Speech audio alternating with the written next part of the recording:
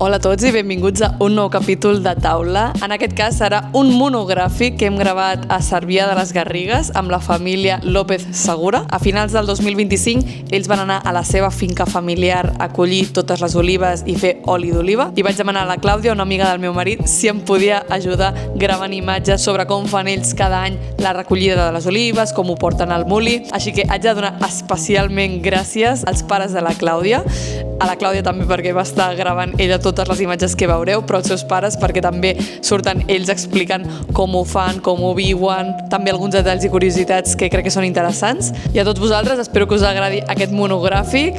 L'oli d'oliva és un dels grans productes que tenim al nostre país, especialment a les Garrigues és on es produeix moltíssim de l'oli d'oliva que consumim a Catalunya perquè hi ha moltíssima extensió d'oliveres i res, que així és com ells ho van viure aquest any.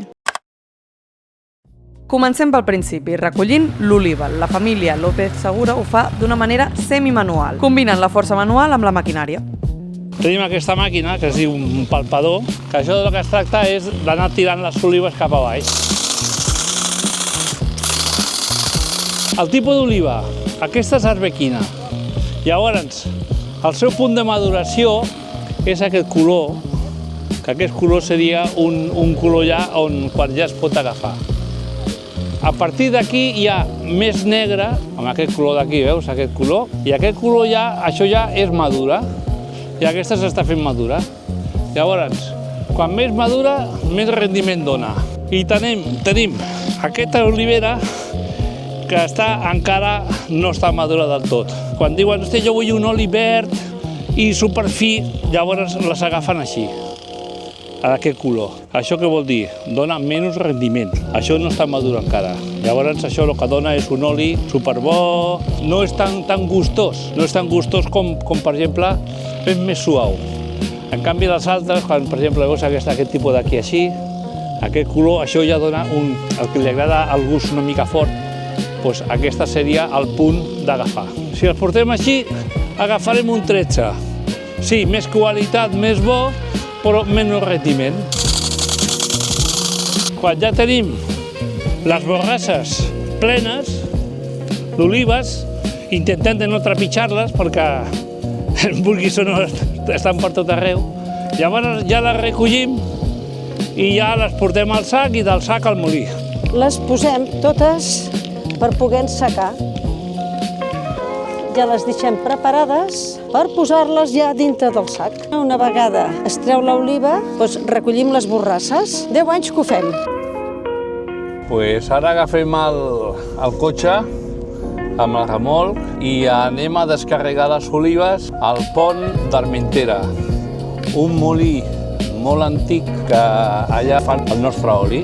Aquest any la collita serà una collita bastant bona perquè, com que ha plogut molt durant tot l'estiu i abans de l'estiu, doncs hi ha moltes olives. Nosaltres tenim unes 1.200 oliveres, totes arbequines, i llavors ara hem començat a agafar la collita. Portem uns 3.000 quilos portats al molí. La previsió és entre 9 i 10.000 quilos i la primera entrega que vam fer de 1.000 quilos, el primer rendiment que vam tindre va ser d'un 18%, que no està malament, perquè les olives encara no estaven ben negres. Llavors la segona que va ser abans d'ahir, que eren uns 800 quilos, el rendiment va pujar moltíssim. Ens va donar un 24,22% de rendiment. Vol dir que de cada 1.000 quilos 224 litros. Molt bé, molt bé, molt bé. I avui anem a portar un altre remolc, aquest és una mica més, no hi ha tants quilos, però que suposo que també es donarà un alt rendiment. I després de deixar les olives anirem a buscar l'oli que ens van fer ahir a la nit, que allà veurem el rendiment que es dona. Però bueno, jo crec que estarà per sobre del 20%. Amb tota l'oliva collida toca anar cap al molí a descarregar la collita d'enguany per moldre l'oli i obtenir l'oli d'oliva. El més habitual és portar les olives a un molí. Rarament la gent té en propietat un molí a casa. Amb l'oliva descarregada, el primer pas és separar l'oliva de la fulla, perquè sempre arriba bastant barrejada. Després passa a un altre espai on es tritura, es mol per obtenir una pasta. A continuació passa a una altra màquina on es bat lentament amb una mica de temperatura o sense, en funció del tipus d'oli d'oliva que vulguis obtenir. Tot seguit passa a una altra màquina on se centrifuga. D'aquesta manera separem l'aigua, els residus i l'oli. Finalment es filtra i s'envasa per conservar tot l'aroma i sabor. Tenim aquí el producte que ens ha donat les olives que vam portar ahir al molí.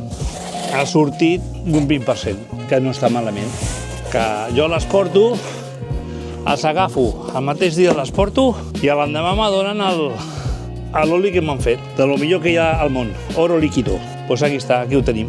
Bueno, estarem 4 dies més o així, agafant olives. Clar, perquè nosaltres som petits productors que ho fem per la família i els amics.